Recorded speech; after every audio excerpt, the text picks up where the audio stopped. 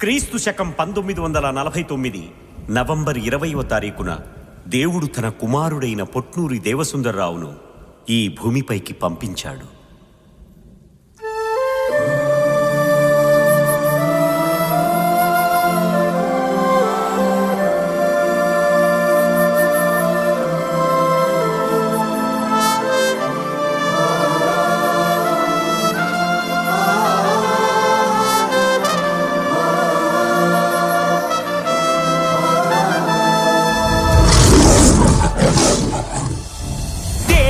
కొరకే పుట్టాడు అదిగో జయశాలి, ఆ దేవుని కొరకే నిలబడిన వాడి జయశాలి.